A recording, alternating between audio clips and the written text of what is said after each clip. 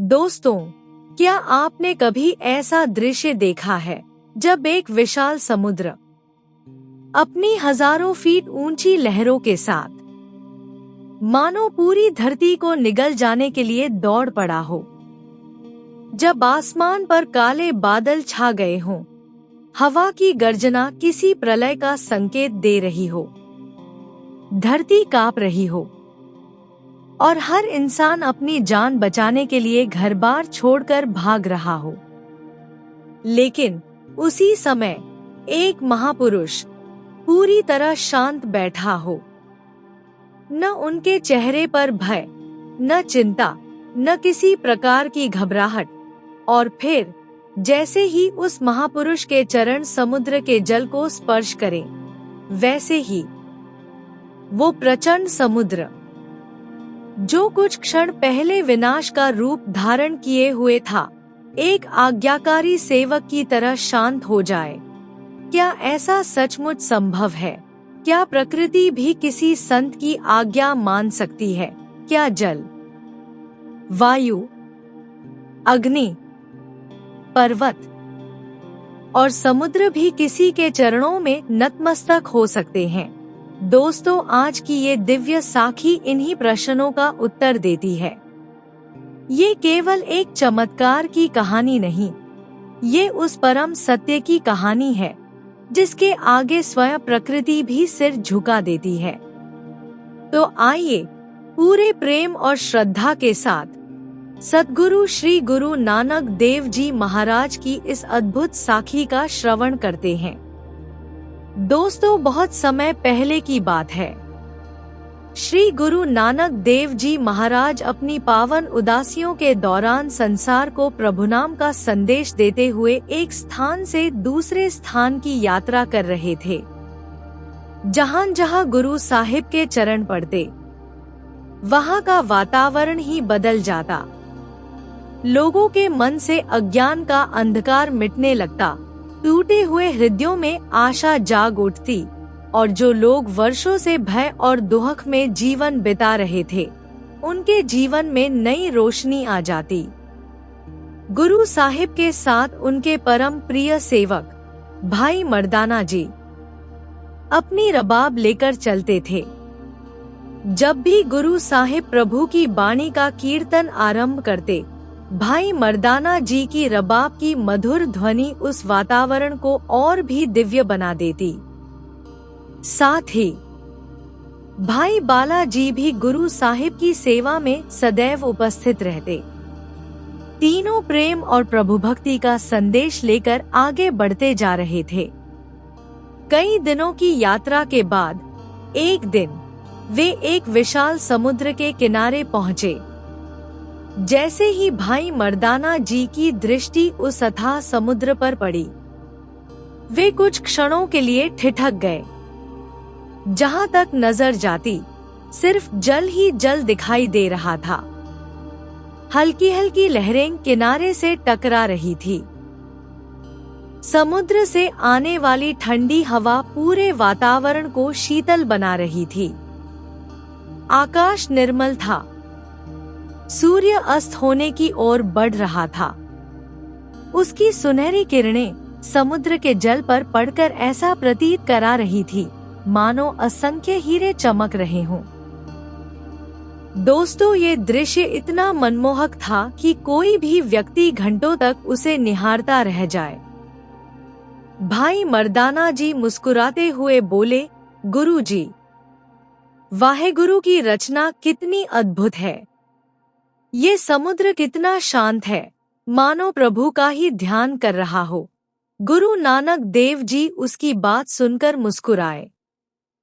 उन्होंने समुद्र की ओर देखा और अत्यंत शांत स्वर में कहा, मर्दाना, जो प्रभु की रजा में रहता है, वो सदा शांत रहता है। इन शब्दों का अर्थ उस समय भाई मर्दाना जी पूरी तरह नहीं समझ पाए, लेकिन कुछ ही दिनों बाद उन्हें इन शब्दों का वास्तविक रहस्य समझ में आने वाला था। दोस्तों, समुद्र से कुछ दूरी पर एक बड़ा नगर बसा हुआ था। वहां रहने वाले लोग बहुत मेहनती थे, व्यापार करते थे, खेती करते थे और अपने परिवारों के साथ सुखपूर्वक जीवन बिता रहे थे। गुरु साहिब ने नगर के बाहर एक विशाल वृक्ष के नीचे आसन लगाया। भाई मर्दाना जी ने रबाब उठाई और गुरु साहिब ने बाणी का कीर्तन आरंभ किया। जैसे ही रबाब की मधुर ध्वनि समुद्र की लहरों की आवाज के साथ गूंजी, पूरा वातावरण आध्यात्मिक आनंद से भर उठा। ऐसा लग रहा था मानो स्वयं प्रकृति भी इस कीर्तन में सम्मिलित हो गई हो। समुद्र की लहरें, हवा की सरसराहट, पक्षियों का मधुर कलरव और रबाब की दिव्य धुन सब मिलकर एक अद्भुत संगीत रच रहे थे। उधर नगर के लोगों को समाचार मिला, नगर के बाहर कोई महान संत पधारे हैं। बस फिर क्या था, लोग समूह के समूह वहां पहुंचने लगे। कोई फल लेकर आया, कोई दूध, कोई जल, तो कोई केवल हाथ जोड़कर और श्रद्धा लेकर। जिसने भी गुरु साहिब के दर्शन किए, उसके मन को एक अनोखी शांति का अनुभव हुआ। कई लोग गुरु साहिब के चरणों में बैठ गए, कई उनकी वाणी सुनने लगे, कुछ लोग सेवा करने लगे और कुछ लोग दूर खड़े होकर केवल उन्हें निहारते रहे। दिन बीतते गए। हर सुबह और हर शाम नगरवासी गुरु साहिब के दर्शन करने आने लगे। किसी को उनके शब्दों में शांति मिलती, किसी को उनके दर्शन में और किसी को केवल उनके समीप बैठने भर से जीवन का सबसे बड़ा सुख प्राप्त हो जाता। एक दिन संध्या का समय था। सूर्य अस्ताचल की ओर जा चुका था। आकाश हल्के लाल और सुनहरे रंग से भर गया था। भाई मर्दाना जी रबाब बजा रहे थे। गुरु साहिब समाधि में लीन थे। तभी पूरा नगर एक साथ वहां आ पहुंचा। आज कुछ अलग था। आज लोगों के चेहरों पर वो प्रसन्नता नहीं थी जो पिछले कई दिनों से दिखाई दे रही थी। आज हर चेहरा उदास था। कई स्त्रियों की आंखों में आंसू थे। बच्चे भी चुप थे। बुजुर्गों के चेहरों पर चिंता की गहरी रेखाएं थी। गुरु साहिब ने धीरे धीरे अपने नेत्र खोले। उन्होंने सबकी ओर करुणा भरी दृष्टि से देखा। फिर अत्यंत मधुर स्वर में बोले, भाइयों, आज तुम सब इतने उदास क्यों हो? तुम्हारे हृदय पर किस बात का बोझ है? गुरु जी की बात सुनते ही नगर का एक वृद्ध व्यक्ति आगे आया। उसने दोनों हाथ जोड़कर गुरु साहिब के चरणों में प्रणाम किया। उसकी आंखों से आंसू बह रहे थे। गला रुंध गया था। कुछ क्षण तक वो बोल ही नहीं पाया। गुरु साहिब ने प्रेम से कहा, निर्भय होकर कहो। जो पीड़ा तुम्हारे हृदय में है, उसे छिपाओ मत। वृद्ध ने कांपती आवाज में कहना आरंभ किया, बाबा, हम बहुत बड़े संकट में जी रहे हैं। हमारे नगर पर हर 6 महीने बाद एक ऐसी विपत्ति आती है जिसने हमारा जीवन नरक बना दिया है। उसकी बात सुनकर सभी लोग रोने लगे। गुरु साहिब शांत भाव से सुनते रहे। वृद्ध ने आगे कहा, हर 6 महीने बाद ये शांत दिखाई देने वाला समुद्र अचानक राक्षस बन जाता है। इसकी लहरें इतनी ऊंची उठती हैं कि पूरा नगर जल में डूब जाता है। हमारे घर, हमारा धन, हमारी खेती, सब कुछ नष्ट हो जाता है। इसी कारण हर 6 महीने बाद हमें अपना घर छोड़कर दूर भागना पड़ता है। जब समुद्र शांत होता है, तब हम वापस लौटते हैं और फिर से नया जीवन शुरू करते हैं। ये कहते कहते वृद्ध की आवाज भर्रा गई। उसने गुरु साहिब की ओर देखा और बोला, महाराज, इस बार भी वही समय आ गया है। कुछ ही दिनों में समुद्र फिर विकराल रूप धारण करेगा। हम आज आपसे विनती करने आए हैं, कृपा करके हमारे साथ इस नगर को छोड़ दीजिए। हमें आपके जीवन की भी चिंता है। दोस्तों, ये सुनकर पूरा वातावरण मौन हो गया। सभी की निगाहें अब गुरु नानक देव जी के दिव्य मुखमंडल पर टिक गईं। कि क्या गुरु साहिब नगर छोड़ देंगे या वे यहीं रुकेंगे? और यदि वे रुकेंगे तो उस प्रचंड समुद्र का सामना कैसे करेंगे?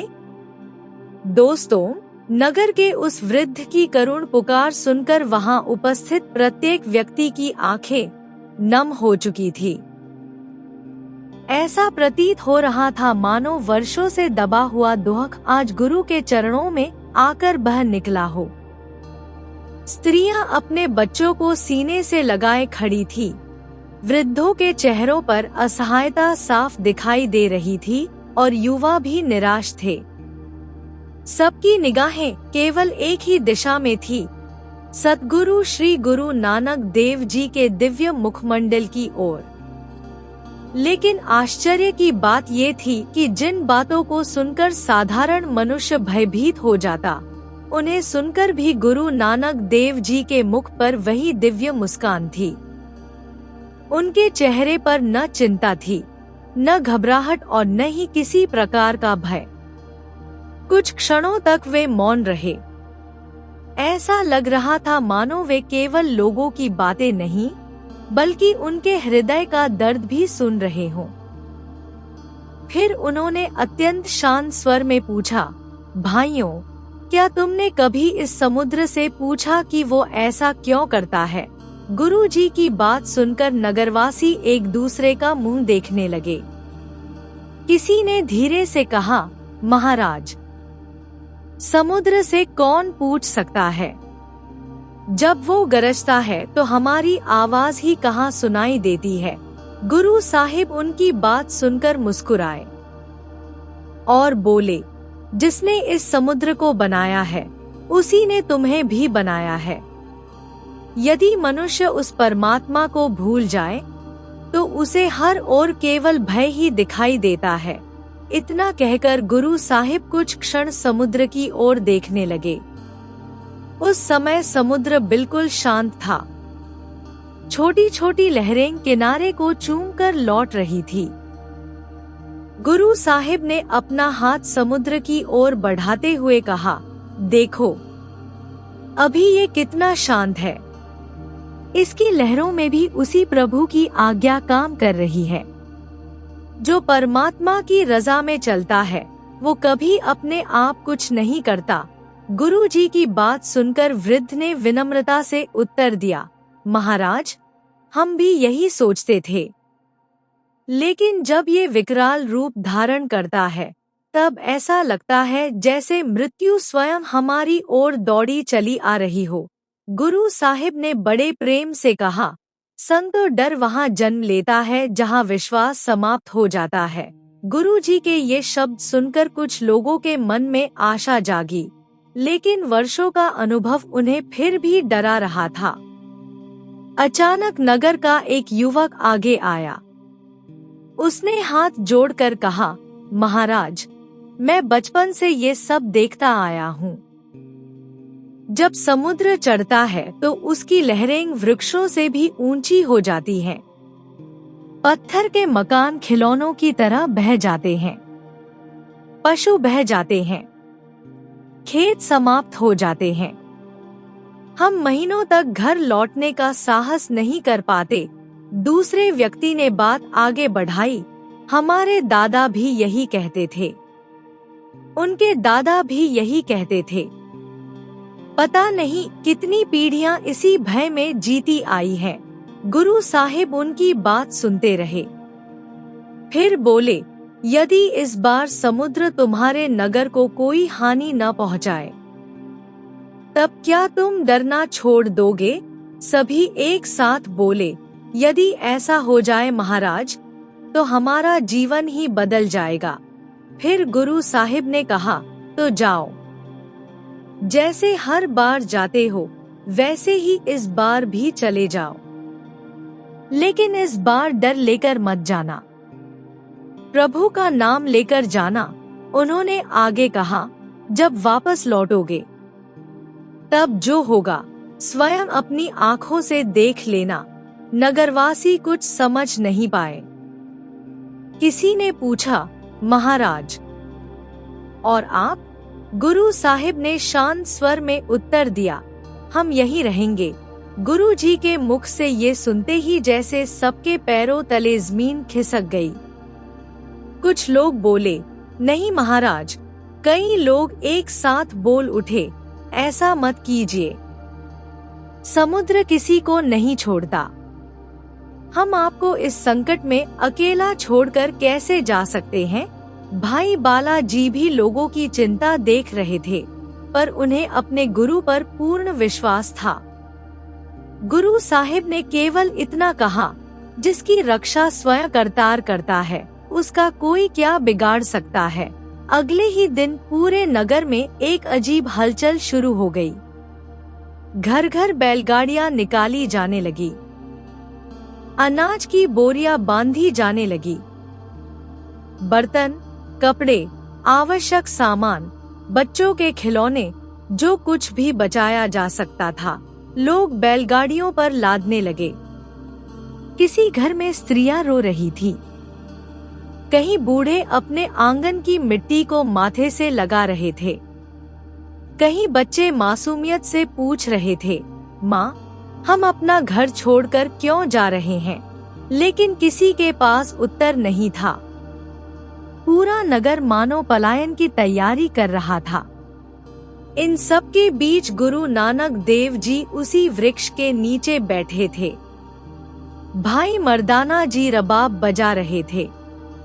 उनके स्वर में ऐसी शांति थी कि जो भी कुछ क्षण उनके पास बैठता, उसके मन का भय कम होने लगता।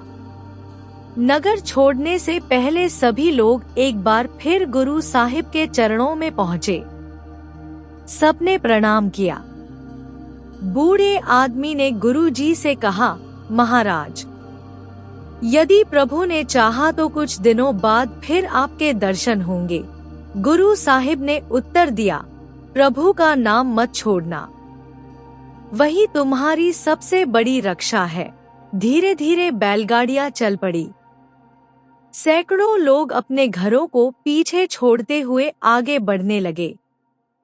धूल उड़ रही थी।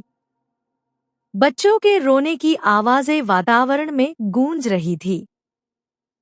कुछ लोग बार बार पीछे मुड़कर अपने घरों को देख रहे थे, मानो पता नहीं फिर कभी लौट पाएंगे या नहीं। कुछ ही घंटों में पूरा नगर वीरान हो गया। जहां कल तक बच्चों की हंसी सुनाई देती थी, वहां अब सन्नाटा था।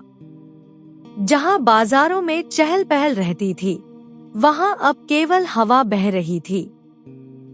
और उस वीरान नगर के बाहर समुद्र के किनारे केवल 3 महापुरुष रह गए थे, सतगुरु श्री गुरु नानक देव जी, भाई मर्दाना जी और भाई बालाजी। उस रात समुद्र के किनारे का वातावरण पहले से अलग था। हवा में नमी बढ़ चुकी थी। लहरों की आवाज भी पहले से अधिक भारी लग रही थी। भाई मर्दाना जी रबाब बजाते बजाते अचानक रुक गए। उन्होंने दूर समुद्र की ओर देखा और बोले, गुरुजी। उन्होंने धीरे से कहा, क्या आपको नहीं लगता कि आज समुद्र कुछ अलग दिखाई दे रहा है? गुरु साहिब ने समुद्र की ओर देखा और मुस्कुराकर बोले, मर्दाना, प्रकृति अपने समय पर अपना कार्य करती है। गुरुजी की बात सुनकर मर्दाना बोले, लेकिन गुरुजी, नगर के लोग सच कह रहे थे, हो सकता है। तो क्या सचमुच आज समुद्र चढ़ेगा? गुरु साहिब ने कहा, यदि प्रभु की रजा होगी तो अवश्य चढ़ेगा। मर्दाना ये सुनकर चिंतित हो गया और बोला, यदि वो हमारे पास आ गया? गुरु साहिब ने प्रेम से कहा, जिसे अपने गुरु पर विश्वास हो, उसे भविष्य की चिंता नहीं करनी चाहिए। भाई मर्दाना जी ये सुनकर चुप हो गए। उन्होंने फिर रबाब उठाई।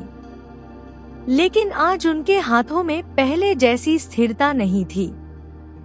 अगले 2 दिन बीत गए। आकाश का रंग बदलने लगा। सूरज की चमक धुंधली पड़ गई। समुद्र का स्वर अब पहले जैसा मधुर नहीं रहा था। अब उसकी गहराइयों से एक भारी गर्जना उठती थी। रात के समय वो गर्जना और भी भयानक लगती। तीसरे दिन तेज हवाएं चलने लगी। समुद्र की लहरें अब पहले से ऊंची उठ रही थी।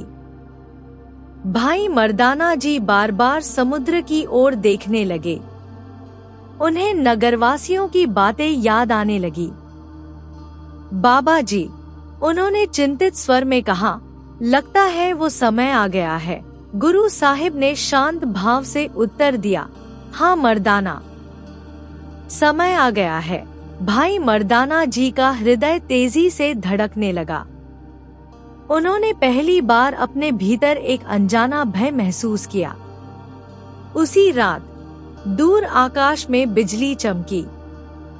समुद्र से ऐसी गर्जना उठी कि धरती तक कांपती हुई महसूस हुई। हवा अब तूफान का रूप लेने लगी थी। लहरें पहले से कहीं अधिक ऊंची उठ रही थी। भाई मर्दाना जी सारी रात सो नहीं सके। वे बार बार बाहर निकलकर समुद्र को देखते और फिर गुरु साहिब के शांत मुखमंडल को। उन्हें समझ नहीं आ रहा था कि जिस समुद्र के नाम से पूरा नगर भाग गया, उसके सामने उनके गुरु इतने शांत कैसे बैठे हैं। उन्हें क्या दिखाई दे रहा है जो किसी और को दिखाई नहीं देता? और उन्हें क्या ज्ञात है जो संसार नहीं जानता? भाई मर्दाना जी की धड़कनें तेज हो चुकी थी। ऐसा प्रतीत हो रहा था मानो स्वयं काल समुद्र का रूप धारण करके उनकी ओर बढ़ रहा हो। दूर दूर तक केवल काली लहरें दिखाई दे रही थी। समुद्र की गर्जना इतनी भयानक थी कि धरती तक कांप रही थी। हवा तूफान बन चुकी थी और आकाश काले बादलों से ढक गया था। जिस चट्टान पर सद्गुरु श्री गुरु नानक देव जी विराजमान थे, उसी दिशा में समुद्र की विशाल लहरें निरंतर बढ़ती चली आ रही थी। भाई मर्दाना जी घबराकर बोले, बाबा जी, अब तो उठ चलिए। देखिए, ये समुद्र किसी को नहीं छोड़ेगा। नगर के लोग ठीक कहते थे, ये सब बहा बहाकर ले जाएगा। यदि हम अभी भी यहीं बैठे रहे तो शायद बचना कठिन हो जाएगा। लेकिन गुरु नानक देव जी के मुख पर वही दिव्य मुस्कान थी। उन्होंने बड़े प्रेम से भाई मर्दाना जी की ओर देखा और बोले, मर्दाना, जिसने तुझे अब तक संभाला है वही आगे भी संभालेगा। डर उस मन में आता है जो अपने प्रभु को भूल जाता है। तू नाम जप और करतार का खेल देख। गुरु साहिब के इन वचनों ने कुछ क्षण के लिए भाई मर्दाना जी के मन को शांत तो कर दिया, लेकिन सामने बढ़ती हुई समुद्र की विकराल लहरें देखकर उनका डर फिर लौट आता। कुछ ही क्षणों में समुद्र का जल उस चट्टान तक पहुंच गया जिस पर गुरु साहिब विराजमान थे। पानी लगातार ऊपर चढ़ता जा रहा था। लहरें अब इतनी निकट थी कि उनकी बूंदें गुरु साहिब के वस्त्रों को स्पर्श करने लगी। ये भयानक मंजर देखकर भाई मर्दाना जी ने कांपते हुए कहा, गुरु जी, अब तो पानी हमारे चरणों तक आ पहुंचा है। मर्दाना की बात सुनकर तभी गुरु नानक देव जी ने अत्यंत शांत भाव से अपने दोनों चरण चट्टान से नीचे लटका दिए और उन्हें समुद्र के जल का स्पर्श करा दिया।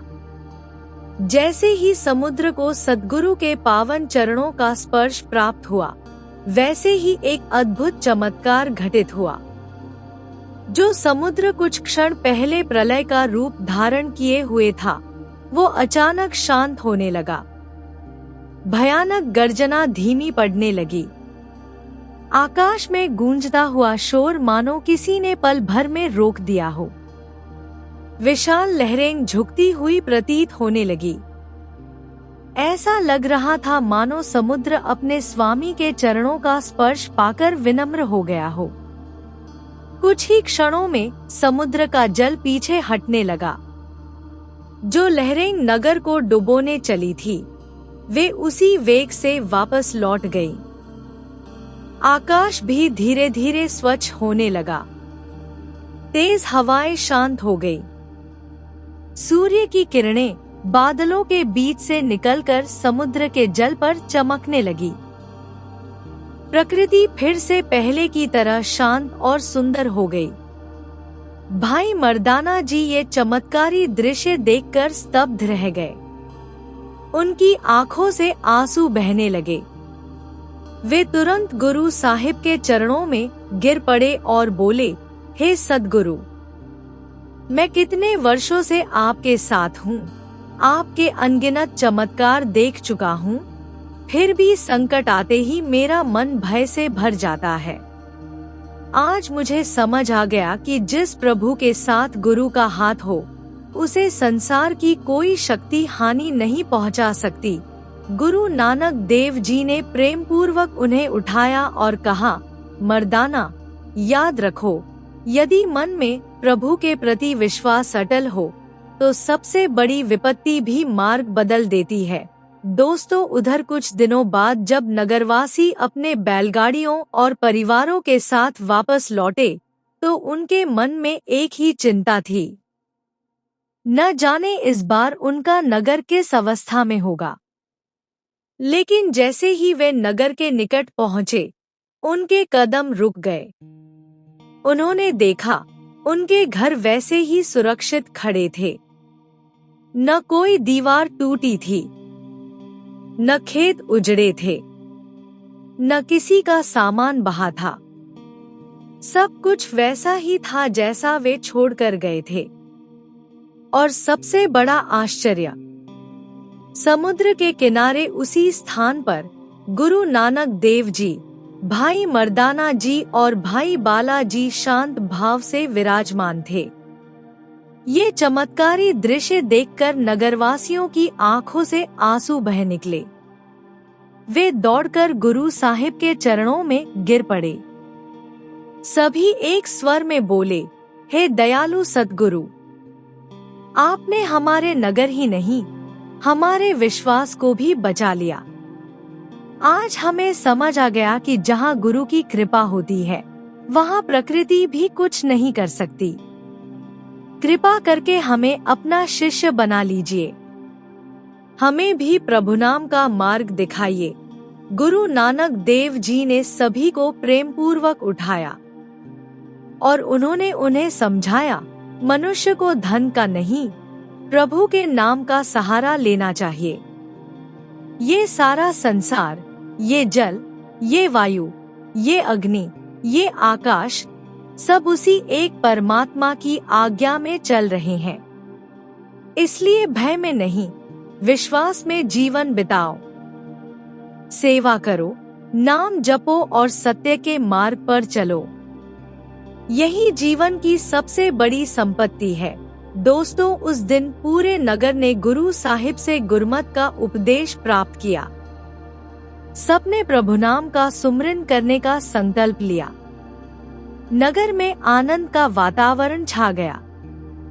जो स्थान वर्षों तक भय का प्रतीक था, वही अब गुरु की कृपा और विश्वास का प्रतीक बन चुका था। कुछ दिन वहां ठहरने के बाद गुरु नानक देव जी ने आगे की यात्रा का समय निश्चित किया। नगरवासियों ने हाथ जोड़कर गुरु जी से निवेदन किया, महाराज, कृपा करके यही निवास कीजिए। आपके चरणों से हमारा नगर धन्य हो गया है। गुरु साहिब उनकी बात सुनकर मुस्कुराए और बोले, फकीर का धर्म चलते रहना है। बहता हुआ जल निर्मल रहता है और जो प्रभु का संदेश लेकर चलता है, वही संसार का कल्याण करता है। इतना कहकर उन्होंने सबको आशीर्वाद दिया और अपनी अगली यात्रा की ओर प्रस्थान कर गए। नगरवासी बहुत देर तक उन्हें जाते हुए देखते रहे, जब तक गुरु साहिब की दिव्य छवि आंखों से ओझल नहीं हो गई, तब तक किसी ने अपनी दृष्टि नहीं हटाई। संगत जी, ये साखी हमें केवल एक चमत्कार नहीं सिखाती, बल्कि जीवन का एक अमूल्य सत्य बताती है। हमारे जीवन में भी कई बार समस्याएं समुद्र की ऊंची लहरों की तरह सामने खड़ी हो जाती हैं। उस समय यदि हम घबराकर विश्वास खो दें, तो भय हमें डुबो देता है। लेकिन यदि हम गुरु के उपदेश, प्रभु के नाम और अटूट श्रद्धा का सहारा लें, तो वही संकट शांत होकर हमारे जीवन से दूर हो जाते हैं। इसलिए हर परिस्थिति में वाहेगुरु पर विश्वास रखिए, नाम सुमरन कीजिए और सेवा, सत्य तथा विनम्रता के मार्ग पर चलते रहिए। यही गुरु नानक देव जी की शिक्षा है, यही इस दिव्य साखी का संदेश है।